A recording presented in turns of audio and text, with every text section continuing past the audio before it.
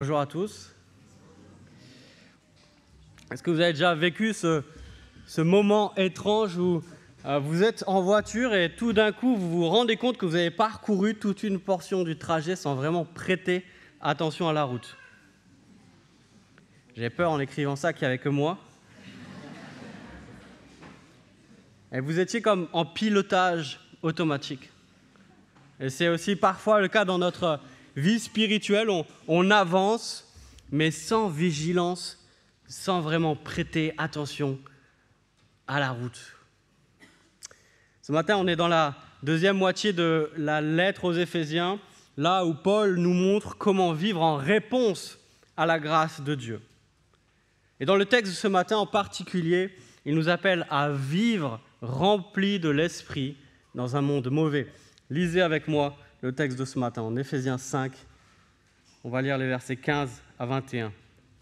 Si vous avez une Bible comme ça, comme moi, c'est à la page 769. Éphésiens 5, 15 à 21. Gardez votre Bible ouverte, on y reviendra régulièrement ce matin. Je lis donc. Faites donc bien attention à la façon dont vous vous conduisez. Ne vous comportez pas comme des fous, mais comme des sages. Rachetez le temps, car les jours sont mauvais. C'est pourquoi ne soyez pas stupides, mais comprenez quelle est la volonté du Seigneur. Ne vous enivrez pas de vin, cela mène à la débauche. Soyez au contraire remplis de l'Esprit. Dites-vous des psaumes, des hymnes et des cantiques spirituels. Chantez et célébrez de tout votre cœur les louanges du Seigneur. Remerciez constamment Dieu le Père pour tout, au nom de notre Seigneur Jésus-Christ. Soumettez-vous les uns aux autres dans la crainte de Dieu. Deux aspects que nous voulons explorer ce matin avec ce texte. D'abord, se conduire avec sagesse dans un monde mauvais. On va regarder les versets 15 à 18. Et ensuite, vivre rempli par l'Esprit dans la famille de Dieu, les versets 19 à 21. D'abord, se conduire avec sagesse dans un monde mauvais. Paul commence en disant « Veillez sur votre conduite ». Ne vivez pas en pilotage automatique. Ne vivez pas une vie chrétienne où vous êtes passif, où vous vous laissez porter par le courant et surprendre par ce qui arrive. Au contraire, soyez vigilants. Et comment veiller sur notre conduite? Ici, Paul nous donne 3 contrastes. Ne pas se comporter comme des fous, mais comme des sages. Ne pas être stupide, mais comprendre la volonté du Seigneur. Et enfin, ne pas s'enivrer de vin, mais être rempli de l'Esprit. Et au fond, ces 3 contrastes nous montrent à quoi ressemble la vie du chrétien transformé. Une vie marquée par la sagesse, la volonté de Dieu et la présence de l'Esprit. Et dans toute la lettre, Paul utilise des contrastes. Ce n'est pas la première fois qu'il le fait. En fait, il le fait depuis le début de la lettre. Et il s'en sert à chaque fois pour souligner à la fois ce que nous étions, mais aussi ce que nous sommes devenus. Dans la première partie de la lettre, Paul nous montre comment Dieu nous a transformés par grâce. Nous étions morts, nous sommes rendus à la vie avec Christ. Nous étions coupables en raison de nos fautes, il nous a pardonnés en Christ. Nous étions esclaves de notre péché, il nous a rachetés par la mort de Christ. Nous étions destinés à la colère de Dieu, et parce que nous sommes unis à Christ, nous sommes maintenant destinés à hériter la gloire avec Christ. Nous étions ennemis de Dieu, maintenant nous sommes réconciliés avec lui. Plus encore, nous sommes devenus ses enfants adoptifs. Et tout cela, dit Paul, c'est par grâce. Nous sommes sauvés uniquement par grâce. Nous sommes sauvés alors que nous étions mauvais, mais parce que Dieu est bon. Et ce matin, si vous êtes parmi nous et que vous êtes en recherche, peut-être que vous vous intéressez à la foi, ou peut-être simplement que vous ne vous identifiez pas en tant que chrétien, je veux que vous réalisiez ceci. Dieu ne nous sauve pas parce que nous sommes bons, mais parce que lui est bon. Dieu ne nous sauve pas parce que nous sommes bons, mais parce que lui est bon. On pense parfois que pour être sauvé par Dieu, on doit être quelqu'un de bien. Ce n'est pas tout à fait juste. En fait, nous dit la Bible, pour mériter le ciel, il faut être parfait. Et mes amis, j'ai une mauvaise nouvelle pour nous ce matin. Vous n'êtes pas parfaits. Je ne suis pas parfait. Personne n'est parfait. Et Paul nous rappelle ici, et c'est le cœur du message de l'Évangile, Dieu ne nous sauve pas parce que nous sommes bons, il nous sauve toujours malgré notre péché, dans sa grâce. Personne ne mérite d'être sauvé, mais dans sa grâce, Dieu appelle à lui des pécheurs. Comment ? Il nous l'a expliqué par le moyen de la foi en Jésus-Christ.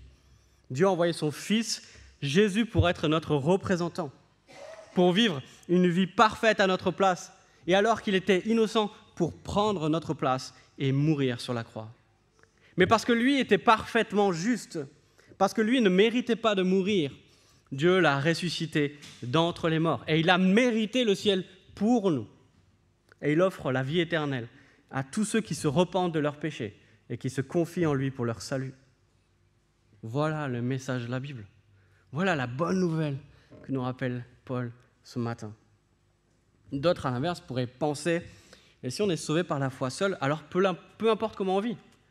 Si c'est juste la foi qui nous sauve, alors peu importe ce que nous faisons. Mais la Bible, et en particulier le texte de ce matin, nous dit le contraire. Être sauvé, c'est être transformé par la grâce de Dieu. En nous sauvant, Dieu nous donne une nouvelle vie. Et ce que dit Paul ici, c'est que cette vie doit être caractérisée par une nouvelle conduite. Voilà le rôle des contrastes. Voilà pourquoi Paul emploie les contrastes, pour nous montrer ce que nous étions et ce que nous sommes devenus en Christ. Premier contraste, ne pas se comporter comme des fous, mais comme des sages. Versets 15 et 16. Le fou dans la Bible, c'est celui qui vit comme si Dieu n'existait pas. Le premier verset du psaume 14 dit « Le fou dit dans son cœur, il n'y a pas de Dieu. » Et la suite, c'est quoi ? La suite du verset, c'est « Ils se sont corrompus, ils ont commis des actes abominables. Il n'y en a aucun qui fasse le bien. » Et au contraire, dans la Bible, le sage, c'est celui qui vit avec la crainte de Dieu. Celui qui réalise, et cette conviction conduit toute sa vie, celui qui réalise que Dieu est créateur et rédempteur, celui qui réalise que Christ est le roi, celui qui oriente toute notre vie.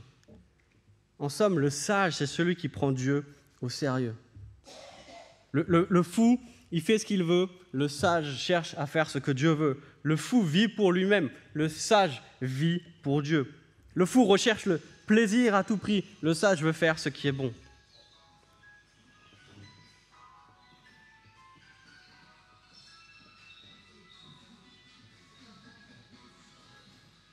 Le fou ne se rend pas compte que l'époque est celle dont parle Paul ici, quand il dit « les jours sont mauvais » au verset 16. Et franchement, qui aujourd'hui autour de nous nierait que les jours sont mauvais ? Instabilité politique, guerre, famine, sécheresse, corruption. Oui, les jours sont mauvais. Mais Paul, il écrit ça il y a près de 2000 ans. Et il disait déjà « les jours sont mauvais ». Paul, il n'est pas en train de parler de l'actualité géopolitique ou de ce qui caractérise l'année 2025. Il est en train de parler de la même chose qu'il a dit au chapitre 2, quand il parlait du prince de la puissance de l'air qui contrôle, le prince de la puissance de l'air, l'expression qui désigne Satan, qui contrôle l'ambiance spirituelle du monde. Quand Paul dit « les jours sont mauvais », il est en train de dire que notre monde est caractérisé par le mal. Voilà pourquoi il nous appelle à être vigilants. Parce que si on oublie ça et si on se laisse conduire en mode pilote automatique, on va se laisser emporter par le courant mauvais du monde. Alors, au contraire, nous dit Paul, il nous faut racheter le temps. Il nous faut saisir toutes les occasions de faire le bien dans un monde mauvais. Deuxième contraste, ne pas être stupide, mais comprendre la volonté du Seigneur, verset 17. Ici, quand Paul parle d'intelligence et quand le reste de la Bible parle d'intelligence, on n'est pas en train de parler d'un test de QI, d'accord ? Manquer d'intelligence dans la Bible, c'est être comme le fou. C'est ne pas comprendre qui est Dieu et ce qu'il attend. Manquer d'intelligence, c'est vivre comme si Dieu n'existait pas. Et au contraire, nous dit Paul, il faut comprendre la volonté du Seigneur. Au milieu de ces jours mauvais que nous vivons, il nous faut comprendre ce que Dieu veut. Et l'idée ici, ce n'est pas de découvrir ce qu'on appelle parfois la volonté secrète de Dieu. L'idée, ce n'est pas de savoir ce que Dieu va faire dans notre vie demain ou après-demain ou dans un mois ou dans un an.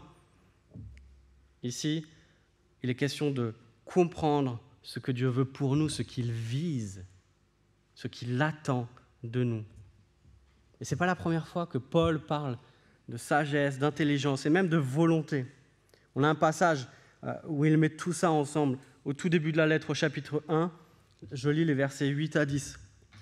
Dieu nous l'a accordé, dit-il en parlant de sa grâce, avec abondance, en toute sagesse et intelligence.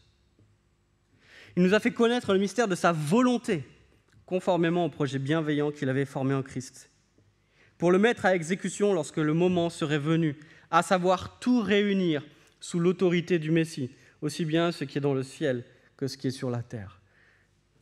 Dans sa grâce, nous dit Paul, dès le début de sa lettre, Dieu nous donne l'intelligence pour comprendre sa volonté, c'est-à-dire son plan.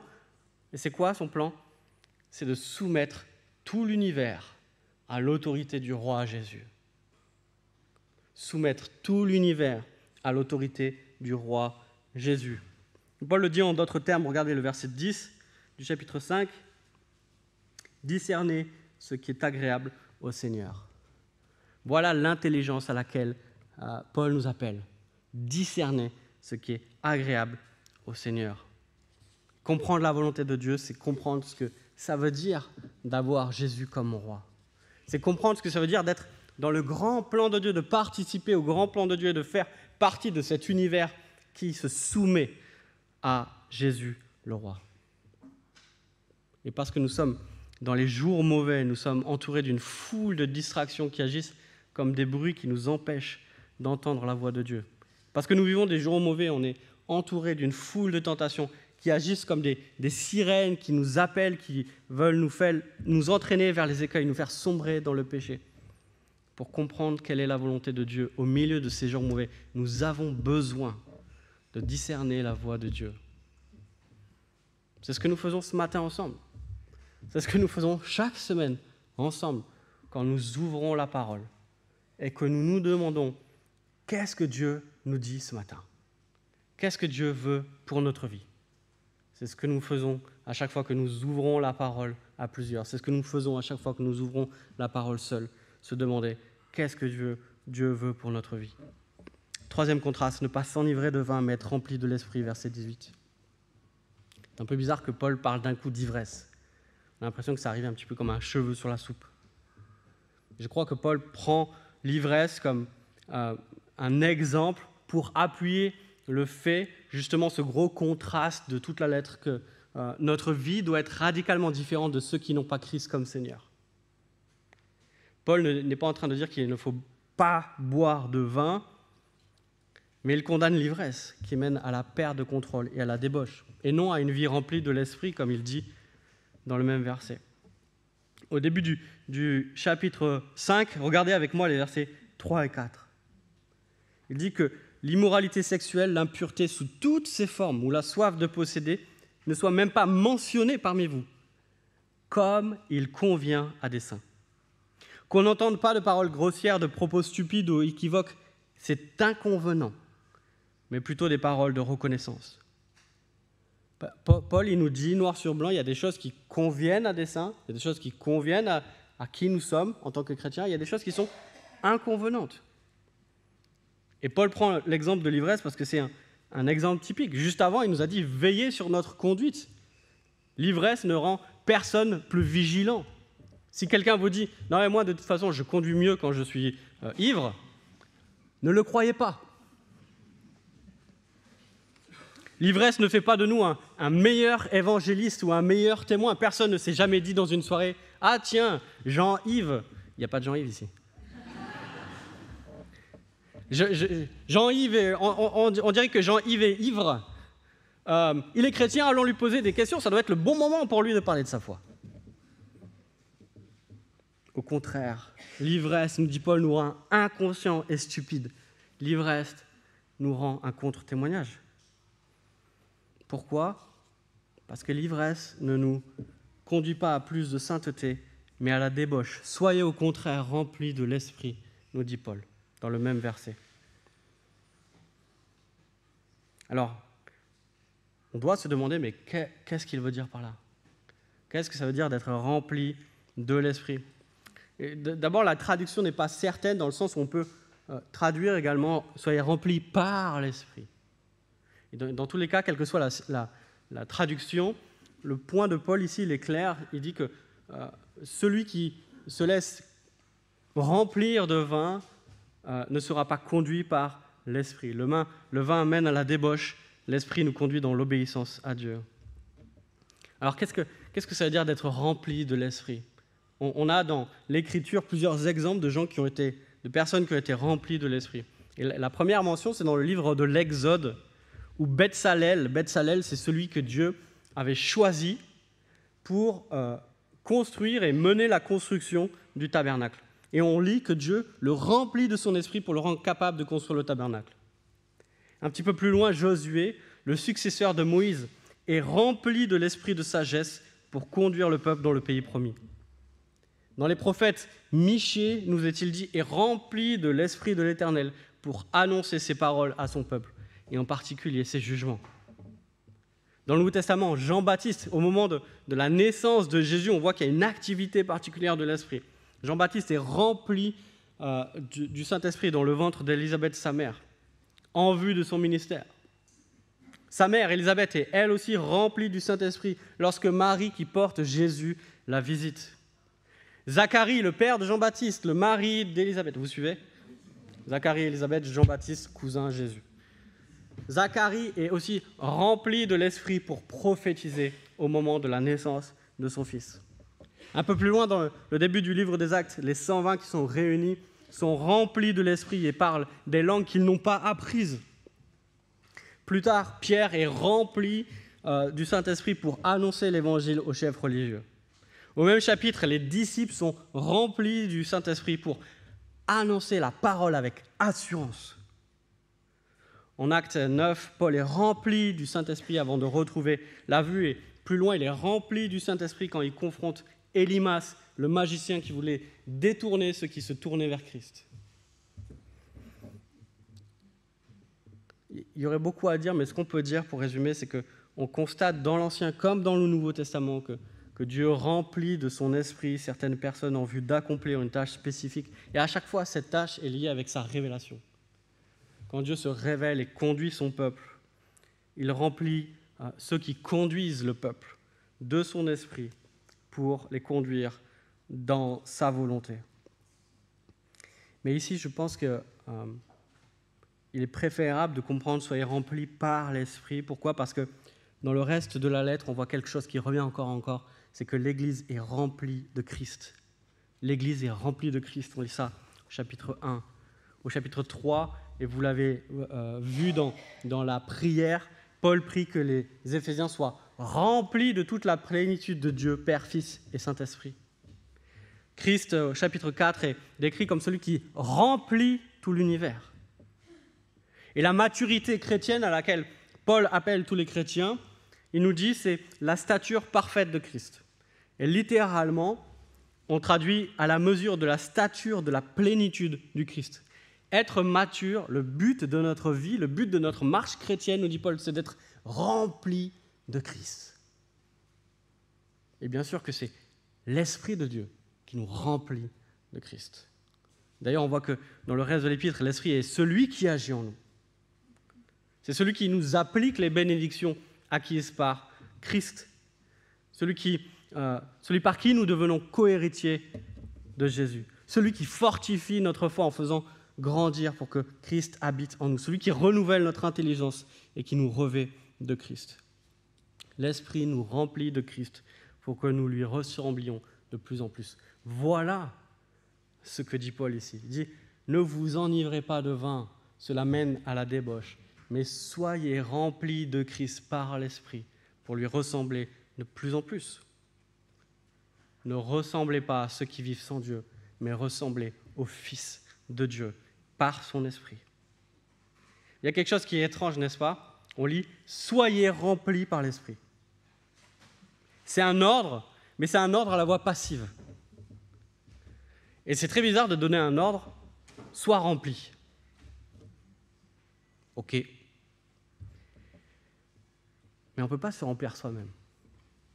Alors qu'est-ce que ça veut dire que Paul donne un ordre d'être rempli. Eh bien, je crois que ça correspond à ce qu'on lit dans tout le reste de la lettre.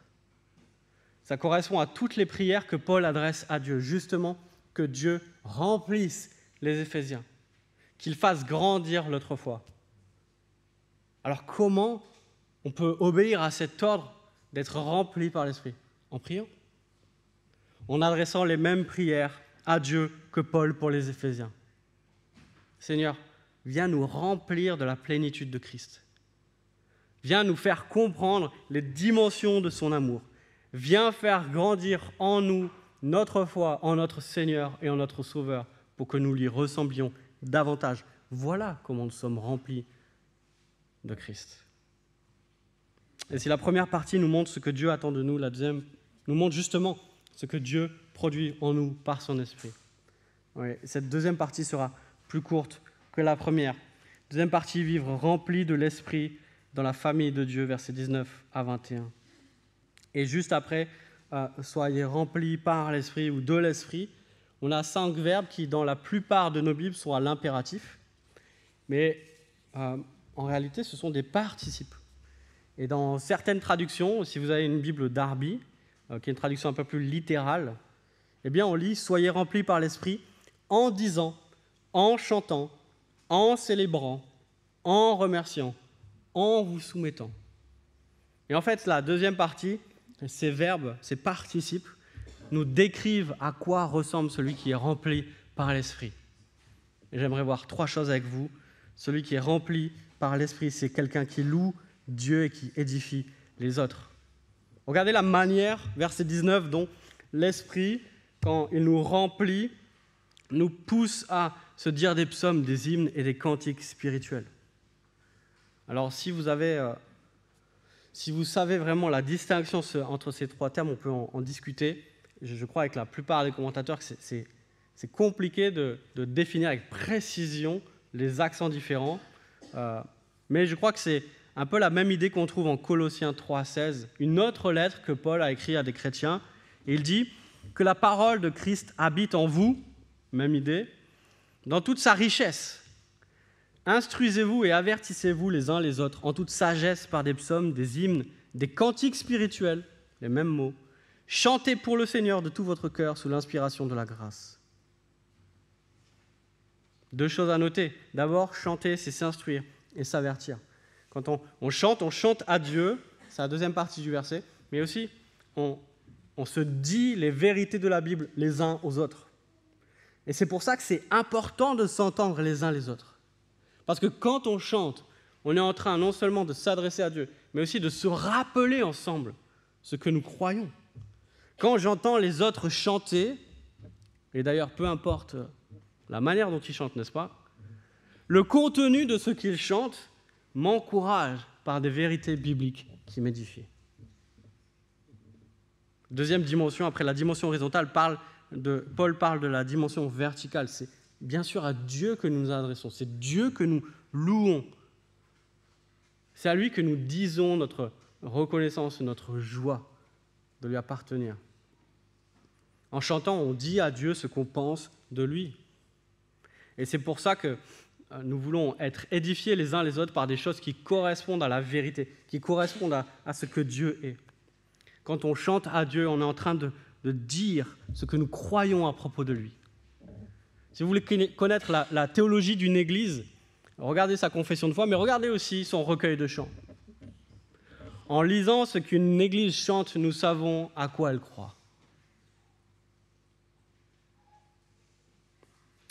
Deuxième marque de celui qui est rempli par l'Esprit, c'est quelqu'un qui est reconnaissant en toutes circonstances, verset 20. Je relis. Remerciez constamment Dieu le Père pour tout au nom de notre Seigneur Jésus-Christ. Remerciez constamment Dieu le Père pour tout. Remerciez constamment Dieu le Père pour tout. Comment c'est possible? Qu'est-ce que ça veut dire? Peut-être connaissez-vous l'histoire de Horatio Spafford. C'était un chrétien engagé qui a vécu dans la seconde moitié du XIXe siècle. Il était ami du célèbre évangéliste Moody. C'était un homme prospère qui était établi à Chicago qui avait une grande famille, était père de 5 enfants. Et en 1861, Horatio Spafford subit plusieurs tragédies coup sur coup. Le grand incendie de Chicago détruit une grande partie de sa fortune immobilière. Peu après, son fils unique meurt à l'âge de 4 ans. Et 2 ans plus tard, alors qu'il décide d'envoyer sa femme et ses 4 filles en Europe pour se reposer, il prévoit de les rejoindre plus tard, le bateau sur lequel elle voyage fait naufrage. Ses 4 filles meurent. Et sa femme lui envoie, arrivé en Europe, 2 mots juste. Seul rescapé. Peu de temps après, Spafford embarque pour l'Europe. Et lorsqu'il passe près de l'endroit où ses filles ont péri, il écrit ces paroles. Un cantique qui s'appelle « It is well », qui est traduit par « Quel repos » en français. Il écrit « Quand la paix, comme un fleuve, vient remplir mon cœur, quand le chagrin déferle comme les flots de la mer, quel que soit mon sort, tu m'as appris à dire, mon âme se repose en paix. » Et la deuxième strophe dit « Même si Satan me malmène, même si les épreuves surviennent, que cette bienheureuse assurance domine mon cœur, le Christ a porté son regard sur ma misère impuissante et il a versé son propre sang pour mon âme. » Comme Horatio Spafford, nous pouvons constamment, quelles que soient les circonstances, être reconnaissants à Dieu parce que nous mesurons la grâce qu'il nous a accordée dans son Fils Christ. Nous savons que nous ne méritions rien sinon la mort, que Dieu nous a ramené la vie avec son Fils. Nous savons que Dieu nous conduit dans son plan bienveillant. Nous savons que Dieu prend soin de ses enfants. Nous savons que Dieu nous destine à partager sa gloire. Voilà le sujet, le fondement et le contenu de notre reconnaissance. Au milieu des jours mauvais, la croix est le moteur de notre reconnaissance. Au milieu de la tragédie, quand ceux qui ne connaissent pas Dieu nous disent « Mais comment tu fais pour bénir Dieu avec tout ce qui t'arrive ?» Nous disons « Parce qu'il m'a sauvé par grâce. Je ne méritais rien. Il a donné, il a repris, béni soit son nom. » Troisième marque et dernière marque de celui qui est rempli par l'Esprit. Verset 21, c'est quelqu'un qui est soumis aux autorités que Dieu a placées au-dessus de lui. La dernière marque, nous dit Paul, de celui qui est rempli par l'Esprit, c'est qu'il est soumis. Soumettez-vous les uns aux autres, dit-il au verset 21. Alors qu'est-ce que ça veut dire ? Est-ce que tout le monde doit être soumis à tout le monde ? Alors, dans la Bible, on le lit ailleurs, Dieu nous appelle à nous humilier devant les autres et à les servir. Chacun est appelé à être serviteur, dit Paul en Galates, être serviteur par amour les uns des autres. Ou alors, dans sa lettre aux Philippiens, il nous dit « Ne faites rien par esprit de rivalité ou par désir d'une gloire sans valeur, mais avec humilité, considérez les autres comme supérieurs à vous-même. » Chacun des enfants de Dieu est appelé à s'humilier devant les autres, c'est-à-dire à les considérer comme supérieurs à lui-même. Mais dans notre texte, Paul parle bien de soumission, il ne parle pas d'humilité. Et d'ailleurs, dans tous les textes qui parlent d'humilité, de se servir les uns les autres, Paul ne parle pas de soumission, il distingue bien les deux. La soumission n'est jamais réciproque. En fait, il ne faut pas séparer ici le verset 21 de la suite du texte. Cette section va jusqu'au verset 9 du chapitre 6, et la suite du texte nous détaille comment nous sommes appelés à exercer l'autorité et à nous soumettre dans nos familles, dans notre couple, et plus largement dans nos relations professionnelles et bien sûr dans l'Église. Être rempli par l'Esprit, dit Paul, c'est être soumis aux autorités que Dieu a placées au-dessus de nous. Mais pourquoi parle-t-il de soumission ? Et pourquoi parle-t-il de soumission en lien avec le fait d'être rempli par l'Esprit ? En fait, je crois qu'il est en train de montrer que notre manière de vivre, et notamment notre rapport aux autorités que Dieu a placées au-dessus de nous, démontre justement que nous avons compris ce que ça veut dire d'être soumis à Jésus le Roi, que nous avons compris ce que veut dire participer au grand plan de Dieu de soumettre tout l'univers à la seigneurie de Christ, à Jésus le roi. Et que l'Église doit être à la fois le témoin et le chef de proue d'une nouvelle humanité. L'Église doit montrer au reste du monde qu'est-ce que ça veut dire d'être soumis à Dieu. Et ça, on le montre comment ? Par notre propre soumission. Paul nous dit, celui qui est incapable de se soumettre aux autorités humaines montre qu'il est incapable de se soumettre à Christ. Parce que devenir chrétien, c'est se soumettre au roi Jésus.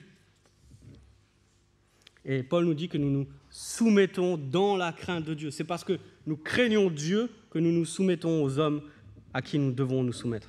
Un peu plus loin, il y a, au chapitre 6, il y a ce verset 1 que mes garçons connaissent par cœur. Enfants, vous dites d'ailleurs juste, vous allez voir Léon et vous dites enfants, et normalement, il dit obéissez à vos parents car cela est juste. Est-ce que je leur ai dit ça parce que je voulais qu'ils m'obéissent ? Oui. Mais en fait, je voulais surtout qu'ils comprennent pourquoi ils m'obéissent. Ils m'obéissent parce que cela est juste. Et parce que je suis convaincu avec l'apôtre Paul que obéir à ses parents, c'est le premier pas pour vivre une vie sage. L'enfant qui n'a pas appris à obéir à ses parents sera un adulte qui ne sait pas se soumettre à Dieu ni aux autorités qu'il a placées au-dessus de lui. Oui, l'autorité peut être mauvaise.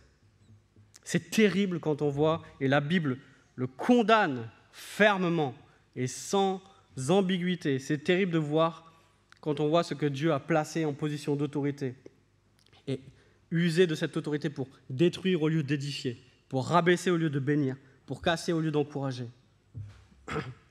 Et il y a peu de choses qui détruisent autant qu'une autorité dévoyée, que ce soit dans l'Église, mais aussi que ce soit dans la famille, que ce soit dans le couple, et même dans la société. Peu de choses font autant de dégâts qu'une personne qui abuse de son autorité. Et peut-être parmi vous, ce matin, il y en a qui ont souffert à cause d'une mauvaise autorité. Et Dieu le sait. Et Dieu ne ferme pas les yeux sur ceux qui abusent de l'autorité qu'il leur a confiée. Et Dieu leur redemandera des comptes. Mais il veut aussi que nous redécouvrions la beauté de la soumission, parce que l'autorité reste un bon cadeau de Dieu, que Dieu a donné pour édifier, pour protéger ceux qui y sont soumis. Et la vérité, ce matin, c'est que nous sommes tous en position d'autorité, quelque part. L'autorité, ou la mauvaise autorité, ce n'est pas l'autre. Nous sommes tous en position d'autorité, quelque part. Et Dieu nous redemandera des comptes sur notre manière d'exercer l'autorité, pour le bien de notre prochain. Mais nous sommes également tous en position de soumission quelque part. Et Dieu nous redemandera également des comptes sur la manière dont nous aurons traité ce que Dieu a placé au-dessus de nous pour notre bien. Dans son livre sur l'autorité qui est juste sorti, qui était le sujet de la conférence la semaine dernière, l'auteur Jonathan Leeman consacre 2 chapitres à la question de la soumission. Et il rappelle avec justesse que toute autorité humaine est relative et que seule la soumission à Dieu est absolue. Et je vous lis un passage de ce livre. Affirmer qu'il y a des limites à notre soumission aux autorités que Dieu place au-dessus de nous, c'est affirmer qu'il n'existe pas d'autorité ultime sur terre. Dieu est toujours notre seule autorité absolue. Toute autorité humaine est donc dans une certaine mesure relative, tout comme notre obligation d'obéir. Seule l'autorité de Dieu est absolue, ce qui signifie qu'il jugera toutes nos obéissances et nos désobéissances au dernier jour.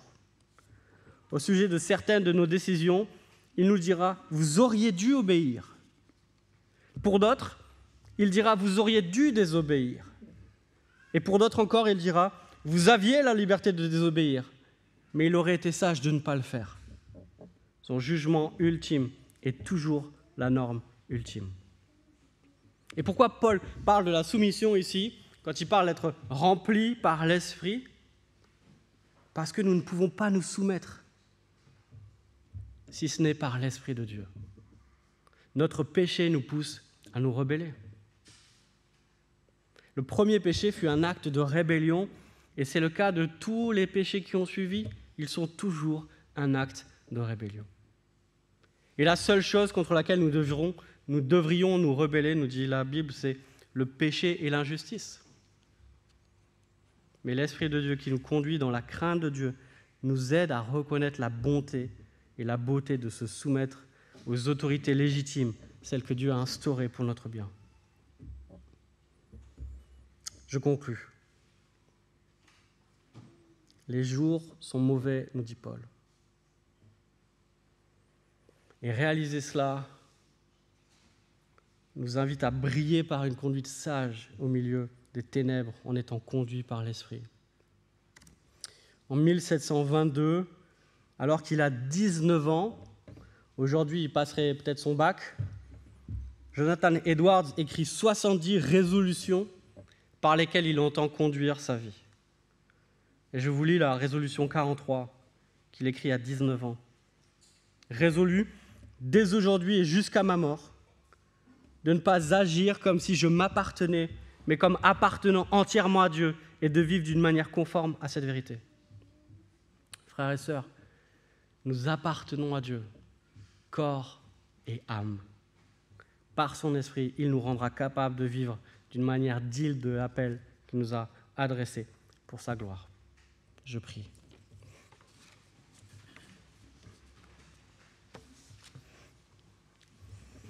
Père Céleste, merci parce que en Christ, tu nous as rachetés, tu nous as unis à toi et à ton Église, et tu nous as donné une nouvelle vie. Et merci parce que ce que tu nous demandes, tu nous rends capables de l'accomplir par ton Esprit. Je te prie dans ta grâce que tu nous remplisses par ton Esprit de Christ, pour que nous puissions vivre sagement dans les jours mauvais, que nous puissions nous conduire comme il convient à des saints, pour que nous puissions montrer la beauté et la bonté de t'appartenir et la gloire qui se dégage de ta personne et de tes commandements. À toi seul soit toute la gloire. Nous te prions au nom de Christ. Amen.